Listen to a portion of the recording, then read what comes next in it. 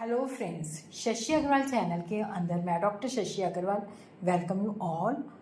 तो आज का जो हमारा टॉपिक है that is the perfect competition. How price and output of a firm is determined under perfect competition.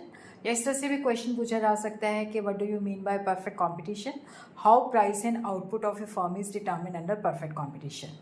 तो इसको एग्जाम के अंदर हमने इस तरह से अटैम्प्ट करना है। First we have to give the meaning and definition of the perfect competition, then we have to give the features of perfect competition, price determination under perfect competition, table बनाना है, टेबल का summarised वे में उसको explain करना है, फिर उसके बाद हमने ग्राफ बनाना है, फिर उसके बाद हमने effect of changes in supply on price बताना है।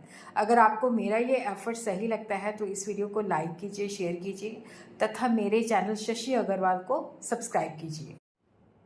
अब एग्जाम में हम इस तरह से लिखेंगे, परफेक्ट कंपटीशन एक ऐसी मार्केट सिचुएशन है जहाँ पे बहुत सारे बायर्स एंड बहुत सारे सेलर्स होते हैं जो कि होमोजेनियस प्रोडक्ट सेल करते हैं, एक जैसा प्रोडक्ट होता है। और प्राइस जो होती है that is determined by the industry on the basis of demand and supply. This is the equilibrium price which is determined by the industry. उस गिवन प्राइस पे फर्म चाहे जितना मर्जी सेल कर ले, तो industry is the price maker, firm जो है that is the price taker. और यहाँ पे हम देखते हैं कि यहाँ पे जो बेसिकली एक ही प्राइस प्रिवेल करती है, आप कहीं से भी परचेज कर लो।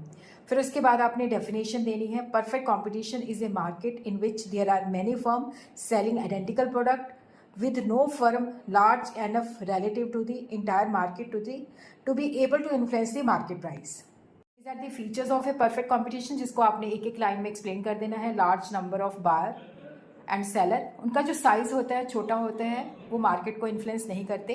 प्रोडक्ट जो होता है होमोजीनियस होता है, और बायर और सेलर को जो मार्केट के बारे में है पूरी नॉलेज होती है, perfect knowledge. There is no need of any transportation cost, any advertisement cost, any transaction cost. और कोई भी फर्म आसानी के साथ एंटर कर सकती है, छोड़ के जा सकती है।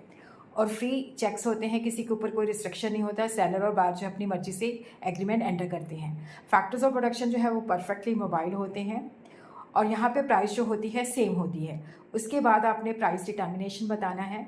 तो डिमांड और सप्लाई के द्वारा प्राइस डिटर्मिन की जाती है। तो जैसे हम देख रहे हैं कि प्राइस जो डिमांड है, जैसे जैसे प्राइस कम होती जा रही है डिमांड बढ़ रही है और सप्लाई कम हो रही है। तो प्राइस वहाँ पे डिटर्मिन होती है जहाँ पे डिमांड और सप्लाई एक दूसरे के बराबर है। तो ₹3 जो है that is the equilibrium price. उसके बाद हमने ये ग्राफ बना देना है। एक्स एक्सिस पे हमने क्वांटिटी लेनी है, वाई एक्सिस पे हमने प्राइस लेनी है। जहाँ पे डिमांड और सप्लाई एक दूसरे को इंटरसेक्ट करते हैं that is the equilibrium price which is determine under the perfect competition. और अगर किसी कारणवश प्राइस इंक्रीज हो जाती है, तो सप्लाई ज़्यादा है डिमांड कम है, तो वो ऑटोमेटिकली इक्विलिब्रियम प्राइस पे पहुँच जाएगी। और उसी तरह अगर किसी वजह से प्राइस कम हो जाती है, तो यहाँ पे हम देखते हैं सप्लाई कम है डिमांड ज़्यादा है, तो अपने आप इक्विलिब्रियम प्राइस तक वो पहुँच जाएगी। उसके बाद हमने बताना है कि अगर सप्लाई के अंदर कोई चेंजेस नहीं आती, डिमांड के अंदर चेंजेस आती हैं, तो प्राइस के ऊपर क्या प्रभाव पड़ता है। देखो, अगर सप्लाई के अंदर कोई चेंजेस नहीं है तो हमारा कर्व D1 हो जाता है, तो वहाँ पे हमारी प्राइस बढ़ जाती है। अगर डिमांड कम होती है तो प्राइस कम हो जाती है। उसी तरह अगर हमारी सप्लाई के अंदर चेंजेस आती हैं, डिमांड के अंदर कोई चेंजेस नहीं आती, अगर सप्लाई कम होती है तो प्राइस बढ़ जाती है, और अगर सप्लाई बढ़ जाती है तो प्राइस कम हो जाती है।